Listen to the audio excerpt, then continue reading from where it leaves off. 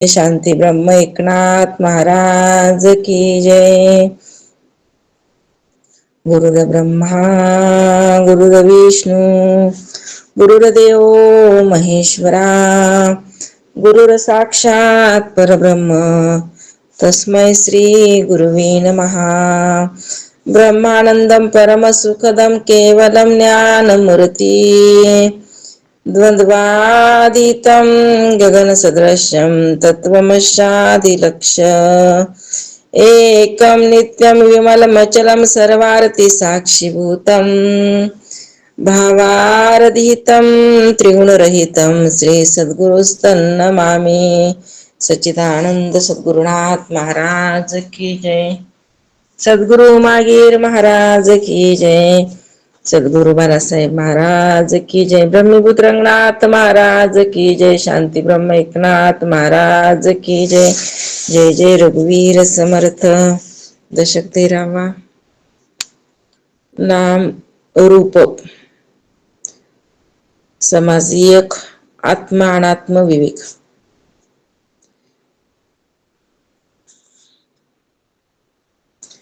आत्मा अनात्म विवेक करावा, करून बरा विवरावा, विवरून सदृढ धरावा जीवामध्ये. समर्थ म्हणतात माणसाने आत्मा अनात्मा विवेक केला पाहिजे.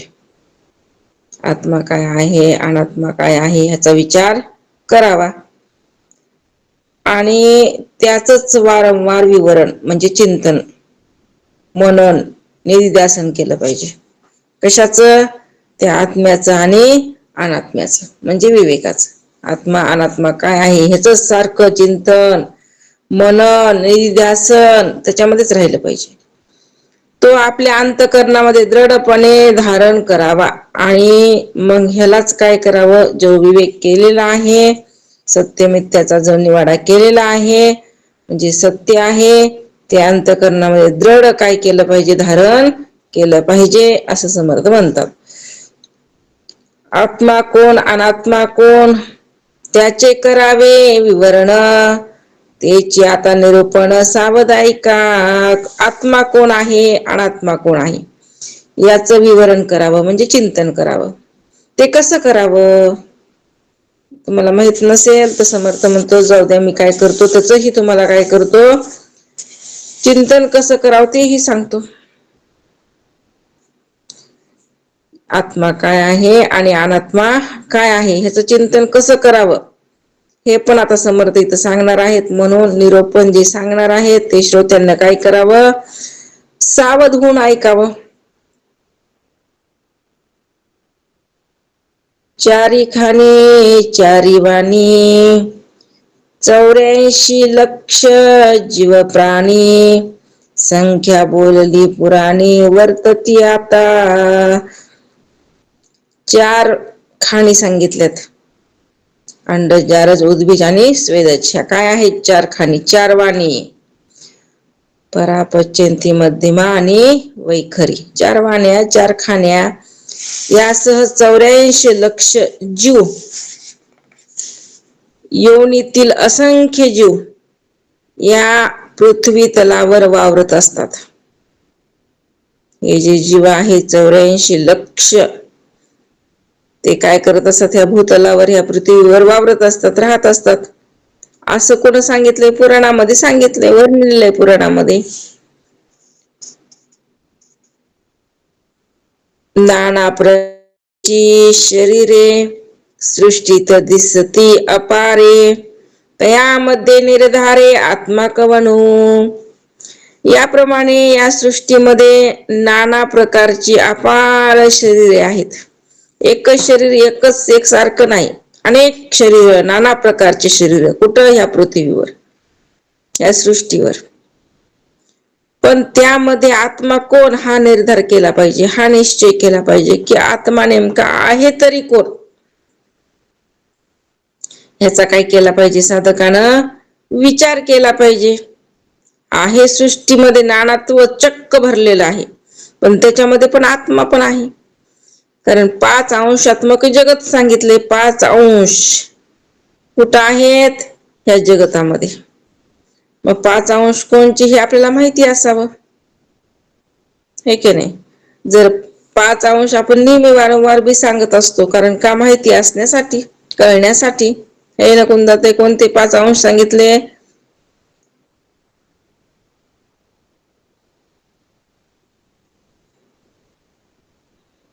कुंदाताई ऐकलं मला ते बोला. ताई, अस्ति भक्ति अस्ति प्रिय भाती नाम आणि प्रिय, रूप ताई. अस्ति अस्ति भाती भक्ती प्रिय प्रिय नाम आणि रूप. ईश्वराचे आहेत नाम आणि रूप मायेच आहे ताई. हे काय सांगितले? 5 अंश सांगितले. अस्ति भाती प्रिय नाम आणि रूप, हे काय आहेत? 5 अंश आहेत. कुठं असतात हे 5 अंश? तर ह्या जगतामध्ये. आणि ह्याच्यामध्ये सुद्धा काय करावा लागतो? निवाडा करावा लागतो. कारण अस्ति भाती प्रिय नाम आणि रूप हे जे 5 अंश प्रत्येक पदार्थामध्ये आहेत, तर ह्याच्यामध्ये मायेचं तत्व आणि ईश्वराचं परमात्म्याचं तत्व जे आहे, त्याचा आपल्याला काय करायचं? निवाडा. हेच तर विवेक आहे. ह्याचा निवाडा करणं म्हणजेच काय आहे? विवेक आहे. अस्ति भाती प्रिय कुठं आहे? नामरूप कुठं आहे? परत नामरूप कुणाचं आहे? अस्ति भाती प्रिय कुणाचं आहे? तर परमात्म्याचं आहे. नामरूप कुणाचं आहे? तर मायेचं आहे. मग मायेचं जे आहे त्याचं ते काय आहे? असार आहे का सार आहे? तर असार आहे. त्याचा त्याग करायचा, म्हणजे नानत्व जे भरलंय नामरूपात्मक, त्याचा त्याग करायचा. जे भिन्न भिन्न आहे त्याचा त्याग करायचा. जे एकवटलेलं आहे, सगळ्यामध्ये एकच स्थित आहे, जे अस्ति भाती प्रिय, त्याचा स्वीकार करायचा आणि तेच एक आहे असा निश्चय करायचा. ह्यालाच तर विवेक म्हणायचं. म्हणून या प्रमाणे या सृष्टीमध्ये नाना प्रकारची अपार शरीरे आहेत. त्यामध्ये आत्मा कोण हा निर्धार केला पाहिजे. दृष्टीमध्ये पाहतो, श्रवणामध्ये ऐकतो, रसनेमध्ये स्वाद घेतो प्रत्यक्ष आता. मग जो डोळ्यामध्ये राहून पाहतो, कानाच्या द्वारे ऐकतो, जिभेच्या द्वारे स्वाद घेतो, हे आपल्याला प्रत्यक्ष अनुभवाला येतं का येत नाही? येतं. प्रत्येक जण अनुभव घेते. डोळ्यानं पाहणं, कानानं ऐकणं, जिभेनं स्वाद घेणं. आपण मग माझी जीभ आहे ती स्वाद घेली, डोळे माझे ते बघायलेत, कान माझे ते ऐकाय, अरे पण नाही. ते ऐकणारा जो, काने जरी आहेत पण ऐकणारा वेगळाच आहे. डोळे जरी आहेत तरी पाहणारा वेगळाच आहे, की नाही. जिव्हा जरी आहे तर रसाचा स्वाद चाखणारा वेगळा. पण हे आपल्याला लवकर लक्षामध्ये येतंय का? आणि ज्याच्या लक्षात आलं त्याला प्रत्यक्ष अनुभव येणारच. नाही, हे जे आहे ना, हे माझं स्वरूप आहे बरं का. कारण डोळ्याचा हे डोळा मी आहे. कारण डोळे झाकले तरी मला दिसायला लागले आणि त्याला मी बघायला लागलो. मग डोळे झाकल्यावर दिसायला नव्हतं पाहिजे काही? का दिसतंय? अंधार दिसतंय, प्रकाश दिसतंय, ऐका नाही, चक्र दिसतात. का दिसतंय? कारण मध्ये आहे ना कुणीतरी पाहणारा, अजून पाहण्याचाही पाहणारा. आणि जो पाहणाऱ्याचा पाहणारा आहे तोच तर कोण आहे? तो परमात्मा आहे. मग असंच काय करायचंय आपल्याला? अनुभव घ्यायचा. हे अनुभव आहे बरं का सगळ्यांना, प्रत्यक्ष अनुभव आहे. फक्त आपण काय करत नाही? त्या गोष्टीवर विचार करत नाहीत. म्हणून तर तुझं आहे तुझं पासी, परी तू जागा भुललासी. बाहेर नको शोधू, आतमध्ये शोध. अरे आतमध्येच तत्व आहे, बाहेर कुठे? बाहेर फिरे गवारा, है की नाही? उगा गवारा होऊ नकोस, आतमध्ये शोध, आतमध्ये सापडणारे. हृदयबंदी खाना केला, सोहम शब्दाचा मारा केला, विठ्ठल काकुळती आला. धरीला पंढरीचा, आतला का बाहेरला? आतमधला. तो चोर आम्ही पकडला, कारण हे सापडत नाही कुणालाही. हे फक्त संतांना सापडलंय. आणि त्यांनी म्हणून तर हृदयामध्ये काय केलेलं आहे? त्यांना बंदिस्त केले परमात्म्याला. कुणा? ह्या संतांना. त्यांच्याकडे तेवढी ताकद आली, शोधलं ना त्यांनी. तसं आपल्याला शोधायचे. घाणावसे वास घेतो, सर्वांगी तो स्पर्शतो, वाचे मध्ये बोलवितो, जाणोनी शब्द नाकाने वास घेतो, सर्वांगाने तो स्पर्श करतो. शब्द जाणून जो वाचेच्या द्वारे बोलवितो, सावधान आणि चंचळ, चहूकडे चळवळ, एकलाची चालवी सकळ इंद्रिय द्वारा. असा सावधान असूनही जो चंचल असतो, चहूकडे जो एकला एक इंद्रिय द्वारा सर्व चलन वलन करवित असतो. पाय चालवी, हात हलवी, भ्रुकुटी पालवी, डोळा घालवी, संकेत खुणा बोलवी, तोची आत्मा. बघा, पायाने चालवतो, हाताने हलवतो, भुवया ताणवतो, डोळे मिचकावतो, संकेताने खुणा करतो, तोच तर कोण आहे? आत्मा आहे. हे जे आहे ना सगळं करविणारा, करता, करविणारा, है का नाही, पाहणारा, सगळा कोण आहे? संकेताने खुणा करतो तो कोण आहे? तो आत्मा आहे. तोच तर काय आहे? आत्मतत्व आहे. आणि त्यालाच तर काय करायचे? पाहायचे, जाणायचे. म्हणून उपमा देतात, पाण्याला लागली तहान आणि पाणी गेलं पाण्याच्या शोधामध्ये. कधी सापडन त्याला पाणी? त्याच कधी तृप्ती होईल? त्या पाण्याला कळून घ्यावं लागते, अरे मीच तर पाणी आहे. तसंच आहे, परमात्मा हाच आहे आणि ह्याला परमात्मा शोधायचे. परमात्म्याचा अनुभव, अरे तू प्रत्यक्ष रोजच अनुभव घेतो, फक्त तुला काय नाही कळत नाही. ते एकदा कळून घेतलं की झालं. आणि ते कसं कळून घ्यायचं, त्याचे खुणा सांगाय तिथं समर्थ. अशा प्रकारे काय म्हणले? ते आत्मा आहे आणि त्याचा अनुभव घेतला पाहिजे. दिटाई लाजवी खाजवी खोकवी ओकवी थुंकवी अन्न घेऊन उदक सेववी, तोची आत्मा. जो धीट होतो, तो लाजतो, खाजवतो, खोकलतो, ओकतो, भुकतो, अन्न जेवून जो पाणी पितो, तोच तर आत्मा जाणावा.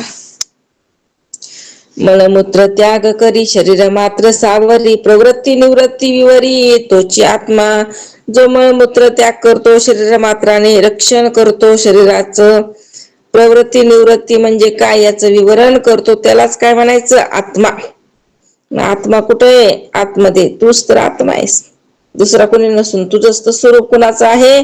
आत्म्याचं आहे. हेच तर कळून घ्यायचं, मीच आत्मा आहे, दुसरा कोणी नसून. माझ्यामुळेच तर हे, मीच तर करायलो सगळं, म्हणतो का नाही आपण? माझ्यामुळेच तर व्हायला लागले सगळं, मीच तर सगळं करायला लागले.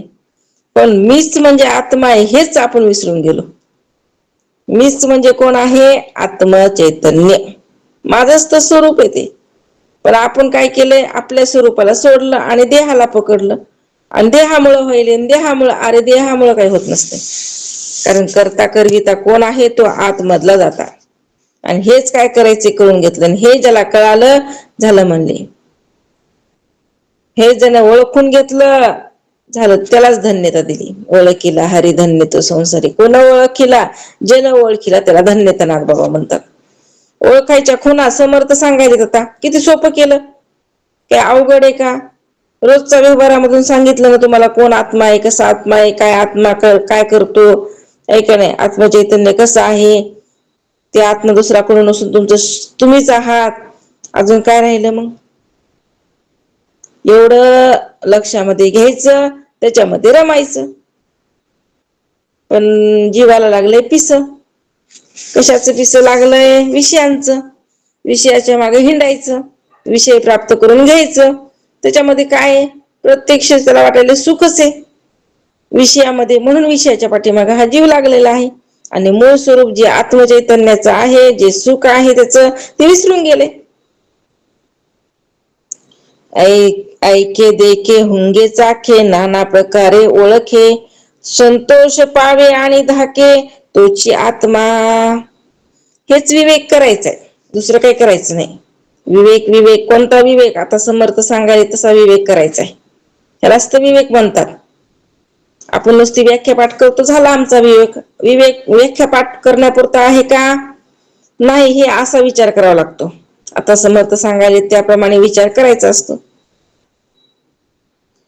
जो ऐकतो, जो पाहतो, जो हुंगतो, चाखतो, नाना प्रकारे पदार्थ ओळखतो, कधी संतोष पावतो तर कधी भीतो, तोच तर कोण आहे? आत्मा आहे. त्यालाच तर आत्मा म्हणायचं, तोच तर आत्मा जाणायचा. ऐकतो कोण? पाहतो कोण? म्हणून तर पाहणाऱ्याचाही पाहणारा मी आहे, ऐकणाऱ्याचाही ऐकणारा मी आहे. हुंगतो, चाखतो, नाना प्रकारे पदार्थ ओळखतो, ते आहे म्हणून तर सगळं ओळखायला येईल. नाहीतर ह्याला ओळखता आलं असतं का? नाही. त्याच्यामुळेच तर सगळं ओळखलं जाते. संतोष पावतो, कधी भीतो, त्यालाच काय म्हणायचं? आत्मा. तोच तर आत्मा आहे, तेच तर आत्मस्वरूप आहे. असं काय करायचं? जाणून घ्यायचे. आनंद विनोद उद्वेग चिंता काया छाया माया ममता जीवित्वे पावे नाना व्यथा तोची आत्मा आनंद विनोद उद्वेग चिंता काया छाया म्हणजेच बद्धय वंचिन बद्धैव अवच्छिन्न प्रतिबिंब म्हणजे जीवपणा. तसंच माया ममता अशा नाना व्यथा जो जीवित्वामुळे म्हणजे लघुत्व करतेपणा लहानपणा करतेपणा मीपणा यामुळे भोगतो तोही आत्माचा नावा. आता बघा आनंद विनोद उद्वेग चिंता हे सगळं कुणाला आहे ते तो आत्मा आहे पण हे त्याच्या पाठीमागे लागले. का लागले? जीवत्व प्राप्त झाले, जीवपणा आलाय. जीवपणा कशामुळे? बुद्धीमध्ये चैतन्याचं प्रतिबिंब बुद्धी अवचिन्न प्रतिबिंब अवचिन्न चैतन्य बुद्धीमध्ये पडलेलं त्या आत्मचैतन्याचं किंवा कुटस्थ चैतन्याचं प्रतिबिंब म्हणजेच तर जीवपणा.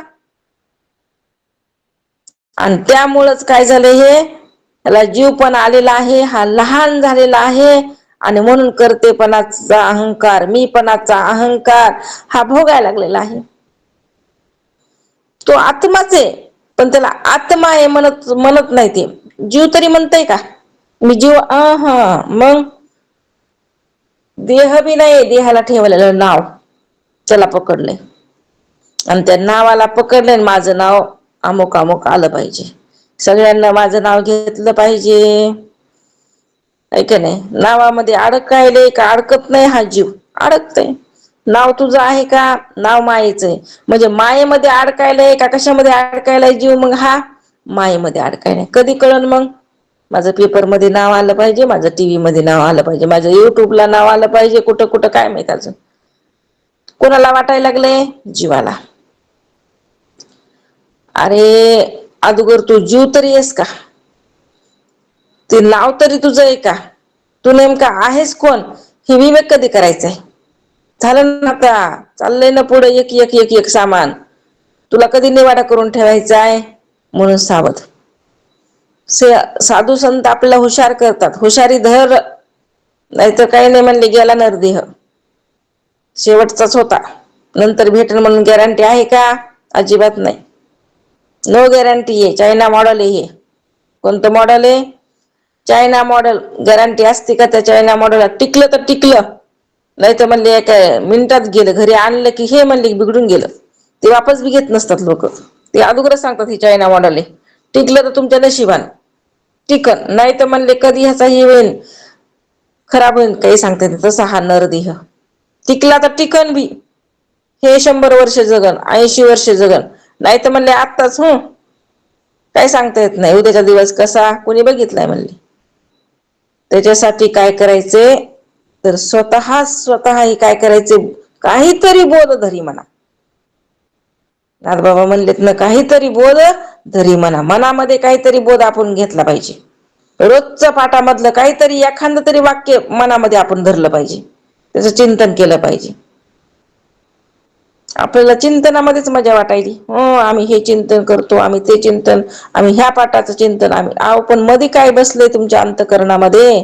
किती जरी पाठ तुम्ही श्रवण केले तर आतमध्ये बसलं पाहिजे ना. एखादा शब्द बसतोय का नाही ह्याचा विचार करत जा. कितीही पाठ श्रवण केलं म्हणजे काय झालं? दिवसभर गवत कापायचं, रात्री काय करायचं म्हणले?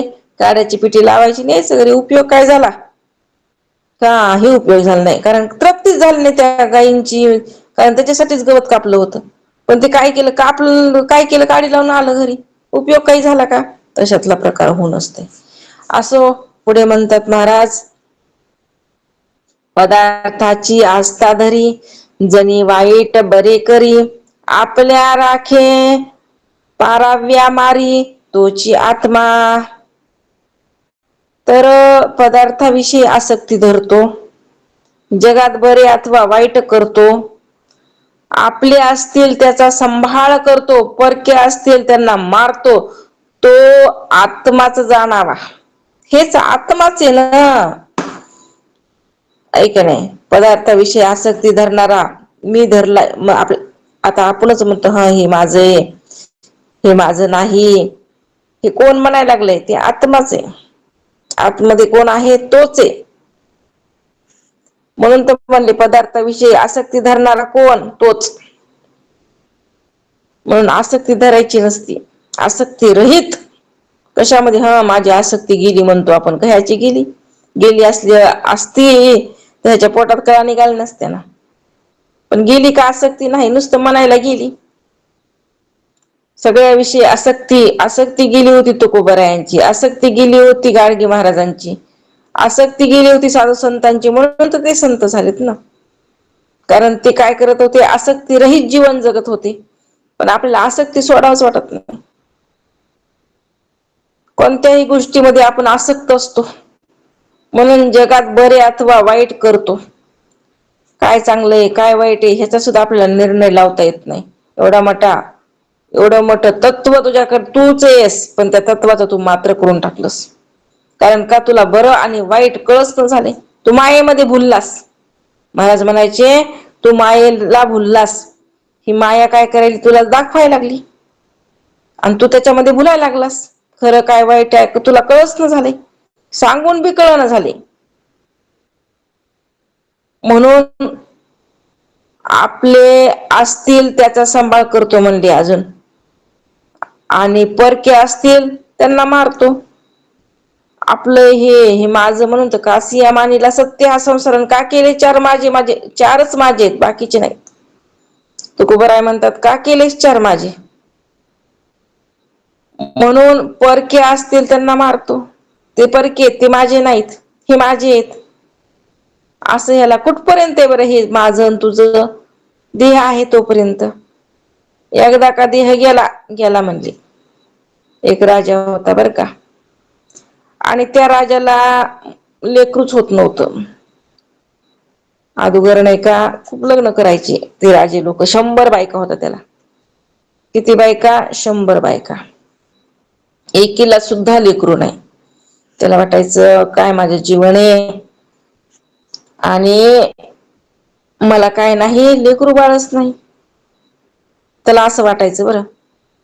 काय कराव? मग तिथं नाही का नारद मुनी आले. आणि नारद मुनी म्हटले, काय झालं म्हणे तुला? ते म्हणे असं असं म्हणे, मला लेकरू बाळच नाही. मग जाऊ दे ना म्हणे, काय त्या लेकरामध्ये पडले? नाही नाही म्हणे, असं कसं बोलतात? मला लेकरू पाहिजेच म्हणले, मला मूल पाहिजेच. मग नारद मुनी म्हणले, बरं ठीक आहे बाबा, आशीर्वाद दिला. ठीक आहे, तुला होईल म्हणे, तुला मुलगा होईल म्हणजे. असं म्हणून त्याला आशीर्वाद दिला.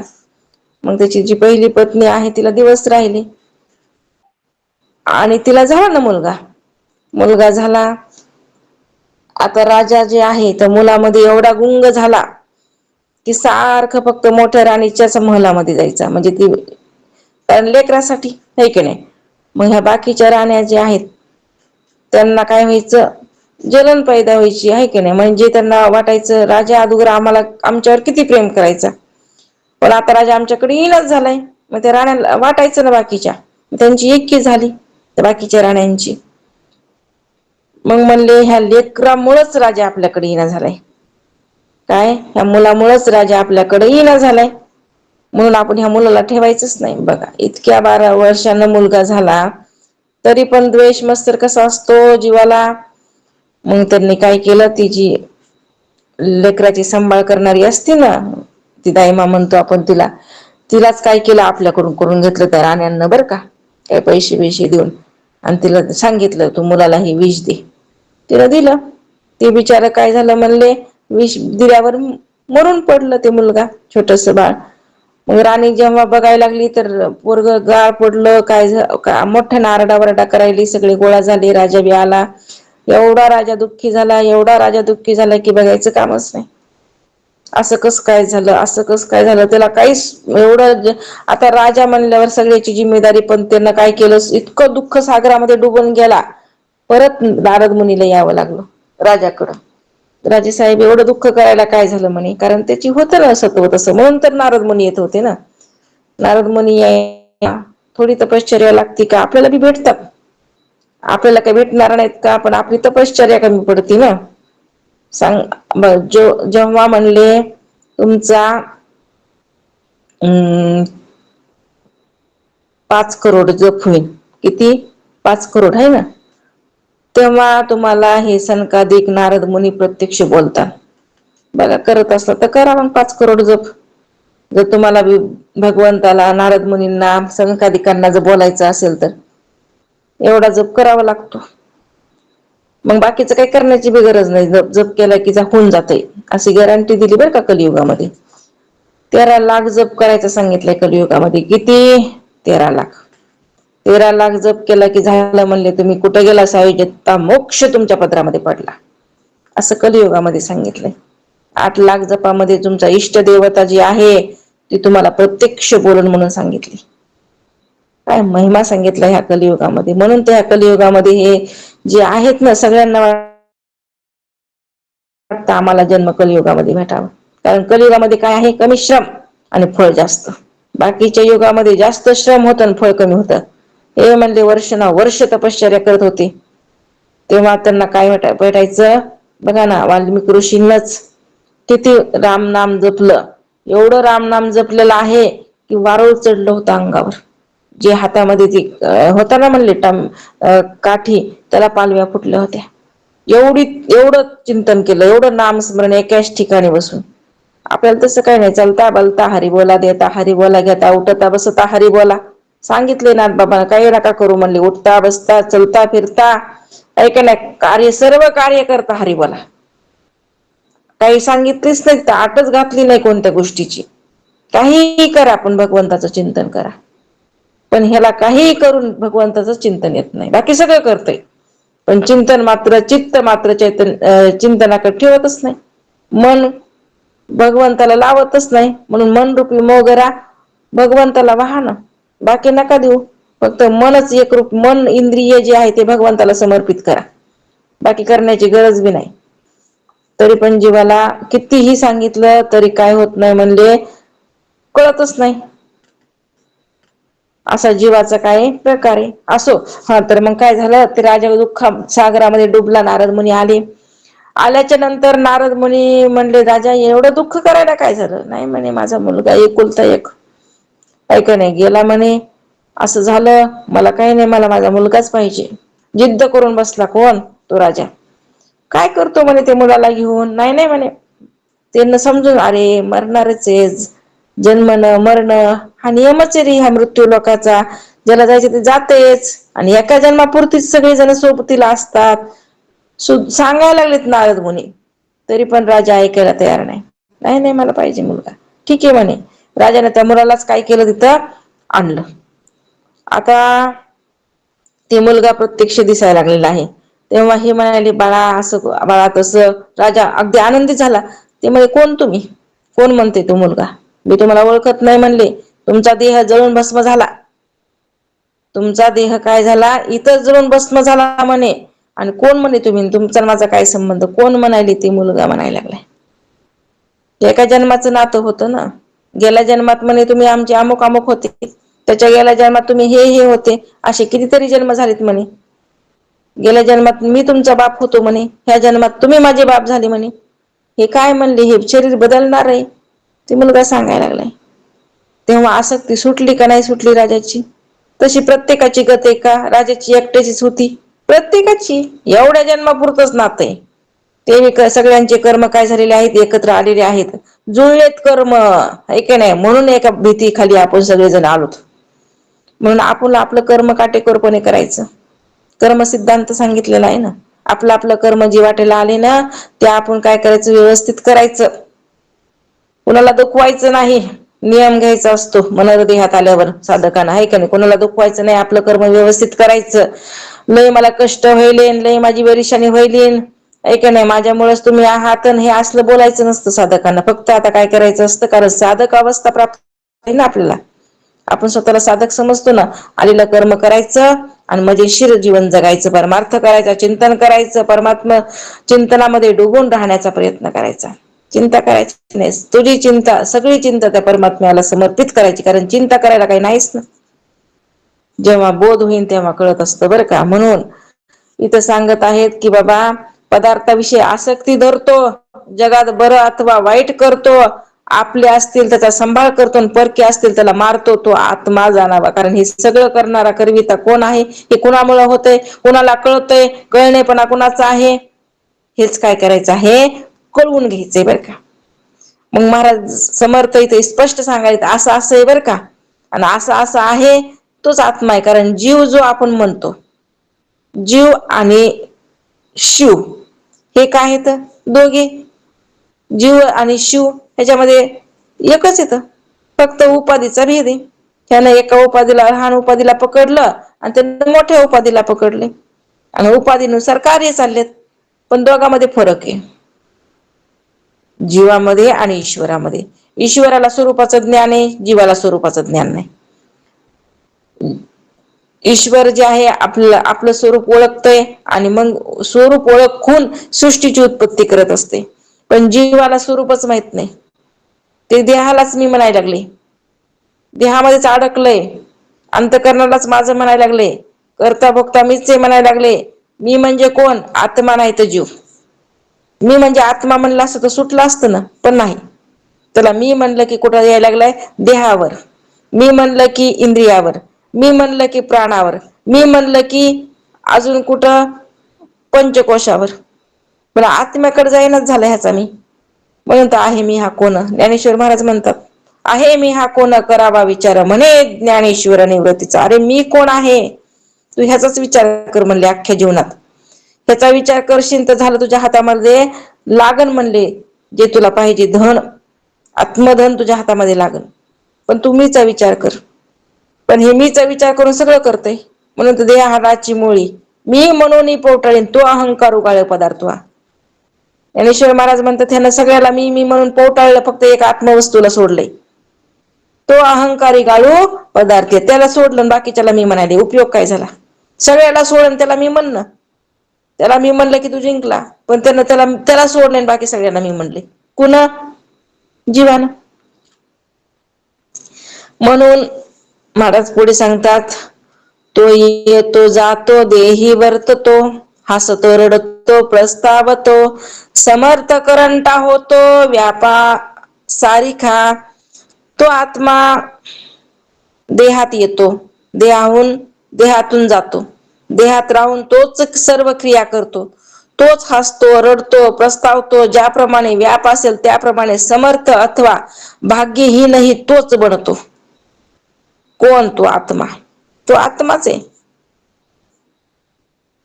पण मीच तो आत्मा आहे. म्हणून तुम्हाला सोहम, तोच तू आहेस, तत्वम असी. ते परमात्मा तू आहेस, तो मी आहे, मी तो आहे. हेच तर चिंतन करावं लागते. चिंतन कोणचं नाही, जास्त चिंतन करण्याची गरज नाही. तो मी तो, ते मीच आहे आणि मी तोच आहे, आम्ही एकच आहोत. ह्यालाच तर ओत प्रोत चिंतन म्हणत असतात. हे ओर महाराज म्हणले, ओत प्रोत चिंतन केलं तरच एकता होत असते. तो मी तो. म्हणून तो आत्मा देहात येतो, देहाहून जातो, देहात राहून तो सर्व क्रिया करतो, तोच हसतो रडतो प्रस्तावतो, ज्याप्रमाणे व्याप असेल त्याप्रमाणे समर्थ अथवा भाग्यहीनही तोच बनत असतो.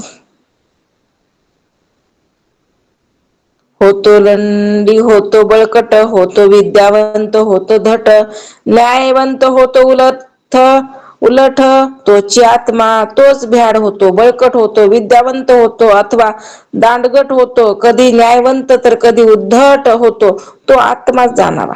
तोच आहे म्हणले, कधी भीतीग्रस्त, कधी बळकट, कधी विद्यावंत, कधी दांडगट, कधी न्यायवंत तर कधी उद्धट बनणारा कोण आहे, तोच तर आहे. धीर उदार आणि कृपण, वेड आणि विचक्षण, उझक आणि सहिष्ण, तोची आत्मा तोच आत्मा आहे. धीर उदार अथवा कंजूस, वेडा अथवा चतुर, उच्छृंखल अथवा सहनशीलता आत्माच होतो. धीर धरणारा तोच आहे, उदार अंतकरणाचा तोच आहे, कंजूस तोच आहे, वेडा तोच आहे, चतुर आहे, उच्छृंखल, उछल माछल करणारा, सहन करणारा तोच आहे. फक्त आपल्या ते काय करते, अंतःकरणामध्ये जसे संस्कार पडलेले आहेत त्या संस्कारानुसार त्याची वाटचाल, कारण अंतःकरणाला पकडलंय ना, म्हणून त्या अंतःकरणानुसार वाटचाल चाललेली असते ह्या जीवाची. म्हणून अंतःकरणाला सोडावं लागतंय. पण अंतःकरणाला सोडायचं तर नावच नाही. ते अंतःकरण म्हणजे मीच. माझ्या अंतःकरणाला असं झालं, माझं अंतःकरण दुखावलं. अरे बस झालं ना, आता किती दिवस भटकतो त्या अंतःकरणामध्ये. सोड अंतःकरणाला. माझं अंतःकरण लय दुखलं, माझं लय दुखावल्या गेलं, ह्यांनी माझं दुखवलं. चुप बस आता. आहे का नाही? काय करतो उगा एवढं ज्ञान घेऊन? नुसतंच हे ऐकायचं ते ऐकायचं, अंतःकरणाला पकडतो अजून. धिक्कार आहे तुझ्या ज्ञानाला. तुला कोण म्हणते ज्ञान झालंय? तू जर अंतःकरणाला धरत असशील तर अजून तुला ज्ञान झालंच नाही. अजून तू जीवपणामध्येच वावरायलास. कधी सोडणार आहेस अंतःकरणाला? कोणता दिवस येईन ते अंतःकरण सोडायचा? म्हणून काय करायचंय, अंतःकरणाला सोडायचंय आणि कुठंच त्याला पकडायचंय, ते आत्म्याला पकडायचे आणि आत्म्याला पकडून त्याच्यामध्येच रममाण व्हायचे. ह्यानं आत्म्याला सोडलंय, अंतःकरणाला पकडलंय, अंतःकरणामध्ये रममाण व्हायलंय, म्हणून तर ह्या गोष्टी करायले. कोण? जीवात्मा. कुणाला पकडलं? अंतःकरणाला. आणि म्हणून काय चालल्यात ह्या गोष्टी करणं. हे जे चाललंय ना वर्णन, अंतःकरणाला पकडलेल्या जीवाचं आहे. जीवाशिवाय समच आहे, पण काय करणार, पकडलं अंतःकरणाला. लहान झाले, संकोचने कार्य होशीन लहान. है का नाही? लहान झालेत. व्यापक असणारा लहान झालाय. ब्रह्मांड श्रीमंत असणारा भिकारी झालाय. श्रीमंत आहे हे, पण भिकार पण ओढून घेतलंय हातानं. सांगून सुद्धा कळना झाले, त्याला ते भिकारपणच आवडायले. निजे उठे बैसे चाले, धावे धावडी डोले तोले, सोयी रे धैर्य केले तोची आत्मा. म्हणून विद्या कुविद्या दोहीकडे आनंद रूप वावडे, जेत तेत सर्वाकडे तोची आत्मा. विद्या अथवा कुविद्या दोन्हीकडे आनंद रूपाने तोच वावरत असतो. जेथे तेथे सर्वत्र तो आत्मा सर्व काही होत असतो. म्हणून तर सगळ्यामध्ये तो आत्मतत्व भरलेला आहे. जो निसतो, उठतो, बसतो, चालतो, धावतो, लगबग करतो, डोलतो, तोलतो, सोयरे वा धायरे करतो, तोही कोण आहे? तोच आहे. पोथी वाची अर्थ सांगे, ताड धरी गाऊ लागे, वादविवाद वावुगे तोची आत्मा. जो पोथी वाचतो, अर्थ सांगतो, तो बी आत्माच. ताल धरतो, गाऊ लागतो, तोही आत्माच. उगीच वादविवाद करतो, तोही आत्माच. आत्माच आहे सगळा.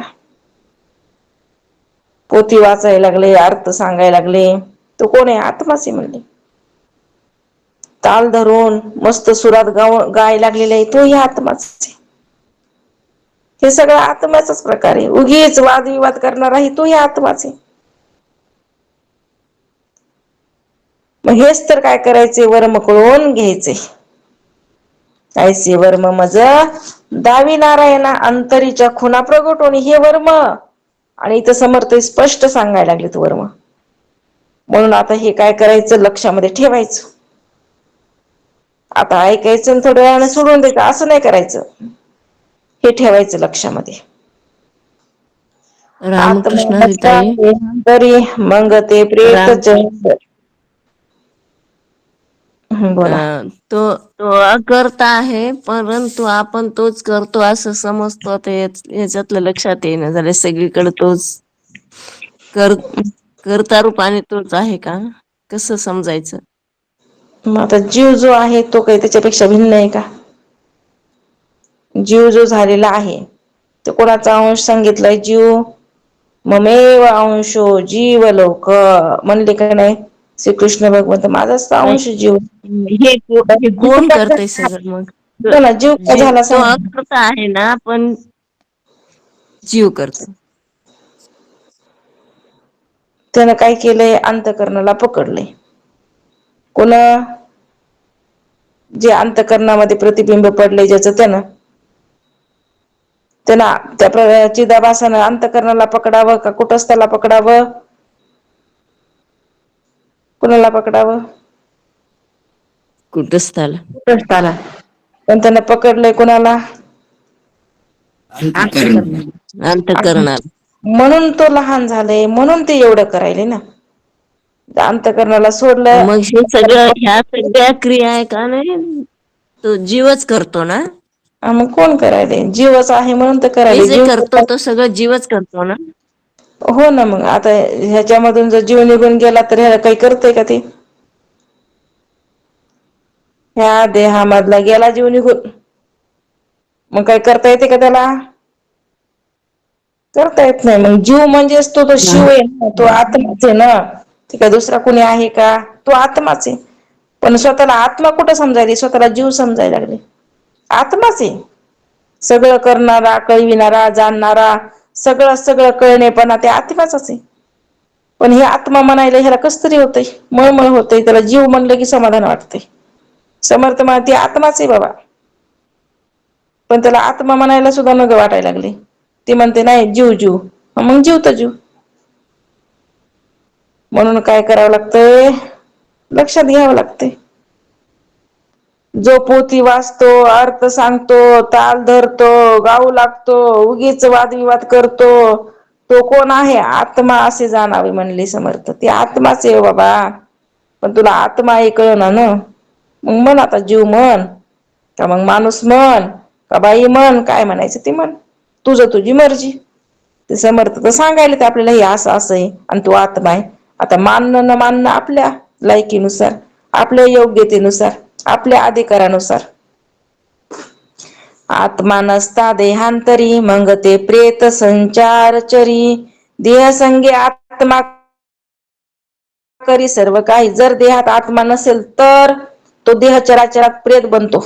जर ह्याच्यामध्ये आत्मा नसेल तर म्हणजे देह काय झाला? देहामध्ये तुमचा आत्मा आता नाहीच, ते प्रेत झालं. ते काय करतोय का? ते काय करत नाही. देहाच्या संगतीनेच आत्मा सर्व काही करीत असतो बरं का. त्याच्यामध्ये होता आत्मा म्हणून तो करू लागला. एकदा म्हणले आता देहाची संग सोडली त्या आत्म्याने, मग ती प्रेत बनलं. त्याला जाळायला लगेच सुरू केलं आणि तयारी लगेच सुरू. त्याला आता ह्याला जाळून टाकाय, आता हे काही कामाचं नाही. त्याच्यामध्ये आत्मा होता तोपर्यंत सगळेजण त्याची काय करू लागले? स्तुती, वावा, चर्चा वगैरे सगळं. एकदा म्हणले आत्मा निघून गेला की गेलं. प्रेत काय झाला? प्रेत बनला. तो देहच काय बनला? प्रेत. एके विन एक काय, कामाव नये वाया जाय, या म्हणून हा उपाय देहयोगे. समर्थ म्हणतात एकाशिवाय दुसऱ्याचा काहीही उपयोग नाही, वाया जातो. म्हणून देहामुळे आत्मा उपयुक्त ठरतो. देह अनित्य आहे तर आत्मा हा नित्य आहे असा विवेक करणे, यालाच नित्य अनित्य विवेक म्हणतात. आणि हा विवेक करण्याचे काम फार सूक्ष्म आहे. म्हणून तर म्हणले एकाशिवाय दुसऱ्याला किंमत आहे का? नाही. जरी एक निघून गेलं तर दुसऱ्याला प्रेत म्हणून घोषित केला जाते. मग ते प्रेत कुणाच्या कामी आहे का? प्रेताला लई दिवस ठुलं का जपून? अजिबात नाही. एवढं म्हणले त्यानं मरमर केलं, मोठं घर बांधलं, मोठं बाथरूम बांधलं, 10 बाय 10चं बाथरूम केलं, पण शेवटी आंघोळ कुठं घातली? बाहेर घातली. रोड छापे ना हे शेवटी कसं आहे? रोड छापे बर का. पण ह्याला किती केलंय. म्हणून काय केलं पाहिजे? चित्तामध्ये घेतलं पाहिजे. म्हणून इथं महाराज म्हणतात एकाशिवाय दुसऱ्याचा काही उपयोग नाही बरं का. म्हणून देहामुळे आत्मा उपयुक्त ठरतो. देह अनित्य आहे तर आत्मा नित्य आहे हे जाणून घ्यायचे. निवाडा हेच करायचंय आपल्याला. हीच जड आणि चेतनाचा निवाडा करता आला पाहिजे. प्रकृती आणि पुरुषाचा निवाडा करता आला पाहिजे. हे निवाडा करता येतो तो विवेकानं. विवेक जर असेल तरच निवाडा करता येतो, अन्यथा निवाडा करता येत नाही. मग सगट मगट चाललंय. मग उपयोग काय आहे सगट मगट करून? सगट मगट म्हणलं की झालं म्हणले, कोणताच कामाचं नाही. म्हणून आत्मा हा नित्य आहे असा विवेक करणं, यालाच नित्य अनित्य विवेक म्हणतात. आणि हा विवेक करण्याचे काम फार सूक्ष्म आहे. विवेक कोणी बी करतो का? त्याला सूक्ष्म बुद्धी लागते. आणि ज्याची सूक्ष्म बुद्धी आहे त्याच्याकडेच विवेक असतो. पिंडी देह धरता जीव, ब्रह्मांडी देह धरता शिव, ईश्वर ईश्वर तनु चतुष्टय सर्व ईश्वर धरता. पिंडाच्या ठिकाणी देह धारण करणारा जीव म्हणतात, तर ब्रह्मांडात देह धारण करणारा शिव. ब्रह्मांडातील विराट, हिरण्यगर्भ, अव्यकृत आणि मूल प्रकृती हे सर्व 4 देह ईश्वराचे सांगितलेत. ईश्वराचे देह विराट, हिरण्यगर्भ, अव्याकृत आणि मूल प्रकृती किंवा ईश्वराचे देह असं काय केलेलं आहे इथं. हे 4 देह ईश्वराचे सांगितलेत. आणि जीवाचे पण 4 देह सांगितले, स्थूल, सूक्ष्म, कारण आणि महाकारण. तसं इकडे ईश्वराचे विराट, हिरण्यगर्भ, अव्यकृत आणि मूल प्रकृती किंवा ईश्वराचे देह. त्रिगुणा परता जो ईश्वर, अर्धनारी नटेश्वर, सकळ सृष्टीचा विचार तेथून झाला. त्रिगुणातील तो ईश्वर म्हणजे मूळ माया, यालाच अर्धनारी नटेश्वर म्हणतात. जी मूळ माया, ईश्वर म्हणजेच मूळ माया सांगितले त्रिगुणातील, कारण मायेची उपाधी लागली ना. त्याच्यापासून सर्व सृष्टीचा काय झाला म्हणजे विस्तार झाला. आपण बघितले अष्टदा प्रकृती सांगितली आपल्याला, कशी सृष्टीची अष्टदा प्रकृतीच्या द्वारे उत्पत्ती झाली हे आपण बघितलं. बरवे विचारून पाही स्त्री पुरुष तेथे नाही, चंचल रूप येते काही प्रत्ययासी. नीट विचार करून पाहिला असता तेथे स्त्री पुरुष असे काहीही नाही बर का. फक्त चंचलत्व म्हणजे वायूच्या रूपाचा अनुभव तेवढा येतो. नीट विचार केला तर काहीच नाही, फक्त काय आहे, चंचलत्व आहे. असं नीट विचार केला तर लक्षात येते म्हणून सांगायला. मोळी हो नसे वेटवरी ब्रह्मादी पिपलिका देहधारी, नित्य अनित्य विवेक चतुरी जाणी जे ऐसा. मुळापासून शेवटपर्यंत, ब्रह्मादिकापासून मुंगीपर्यंत सर्व देहधारी आहेत असा त्या नित्य अनित्य विवेक चतुर पुरुषाने जाणून घ्यावा. मुंगीपासून ते ब्रह्मांडापर्यंत, ब्रह्मादिकापर्यंत, ब्रह्मदेवापर्यंत सगळे देहधारी आहेत. असा काय केला पाहिजे, आपण विचार केला पाहिजे. जड तितुके अनित्य आणि सूक्ष्म तितुके नित्य, याही मध्ये नित्य अनित्य पुढे निरूपिले. जड जितके अनित्य आहे, सूक्ष्म तितके नित्य आहे, पण यापेक्षा अधिक सखोल विचार पुढे केलाय की सूक्ष्म म्हणजे नित्य, म्हणजे नेमकं सूक्ष्म कोणतं, मग त्याचा बी अजून विस्तार पुढे केलेला आहे. स्थूल सूक्ष्म ओलांडिले, कारण महाकारण सांडिले, विराट हिरण्य गर्भ खंडिले. विवेकाने स्थूल असू द्या सूक्ष्म ओलांडून जावं लागतं, कारण महाकारण देहाचा त्याग केला आणि विवेकाने विराट आणि हिरण्य गर्भाचे खंडन केलं की अव्याकृत जी मूळ प्रकृती तेथे वृत्ती स्थिर होते. आणि ती वृत्ती जाऊन वृत्ती रहित स्थिती होण्यासाठी पुढील निरूपण ऐका आता. स्थूल देहाला ओलांडायचं, सूक्ष्म देहाला ओलांडायचं, कारण देहाच्याही पलीकडं महाकारण देहापर्यंत गेलंय. महाकारण देहामध्ये सुद्धा राहिल्याच्या नंतर त्याला आनंद अवभास सांगितलाय. खूप आनंद होतो बाबा, पण त्या आनंदामध्ये रमू नको, अजून पुढे चल. पुढे गेल्याच्या नंतर जे आहे, कारण तिथं वृत्ती स्थिर होत असते. पुढे महाकारण देहामध्ये त्याला अगोदर लय आनंद होते बरं का, त्याच्यासारखा आनंदाला पारावार नाही.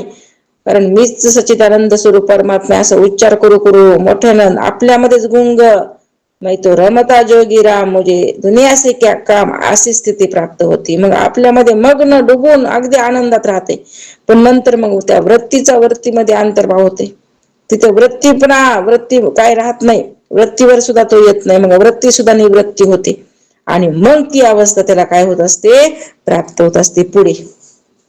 मग ती अवस्था कशी प्राप्त होते, वृत्ती स्थिर होण्यासाठी पुढील निरूपण सांगितले समर्थांनी. अजून सांगितले वृत्ती स्थिर करायची का तुम्हाला, तर आता पुढच्या समासामध्ये वृत्ती कशी स्थिर करायची ह्याचं निरूपण समर्थांनी केलेलं आहे. आत्मानात्मा विवेक बोलिला, चंचलात्मा प्रत्यया आला, पुढीले समासी निरोपीला सारासार विचार. या सार आत्मानात्मा विचार सांगितलेला आहे. पुढे चंचलात्मा अनुभवाला आला आहे. पुढील समासात सार आसार विचार स्पष्ट करून सांगितलाय. म्हणून चंचलात्मा कसा आहे, तो विचाराला कसा आलेला आहे, सार काय आहे, असार काय आहे, वृत्ती जी आहे ती महाकारण देहाच्या पलीकडे गेल्याच्या नंतर स्थिर कशी होते, हा पूर्ण विचार आता पुढच्या समासामध्ये समर्थ आपल्याला सांगणार आहेत. म्हणजे सार आणि आसाराचा निवाडा करून दाखवणार आहेत.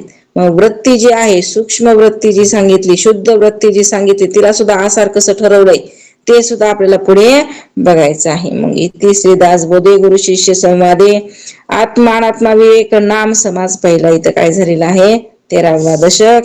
समाज जो पहिला आहे तो इथं संपलेला आहे. अवधूत चिंतन.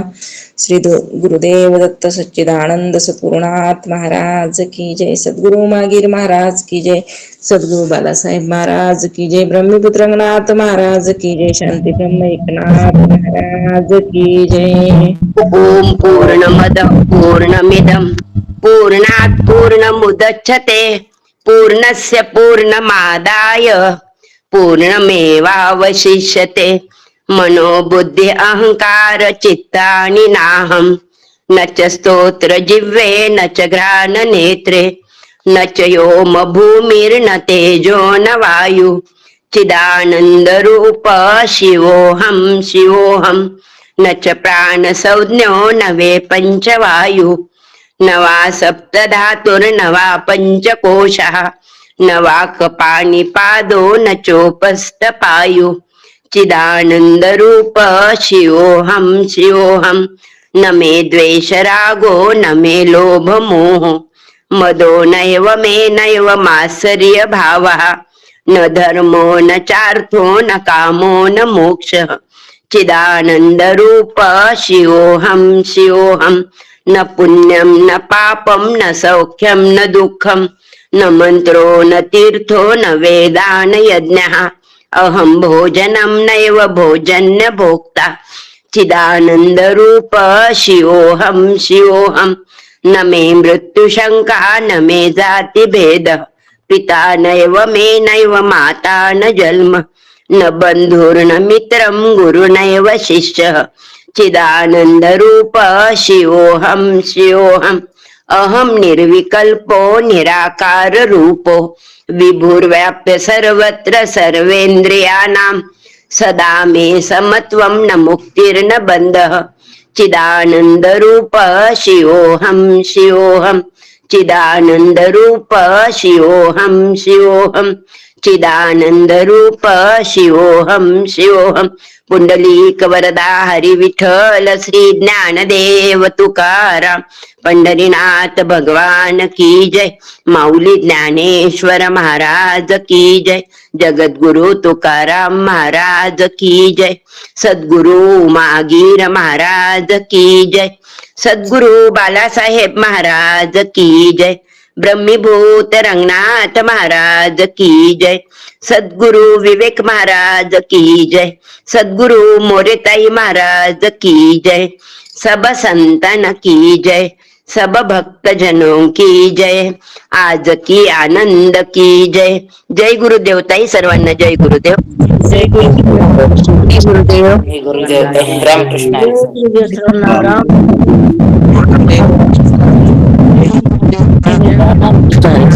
रामकृष्ण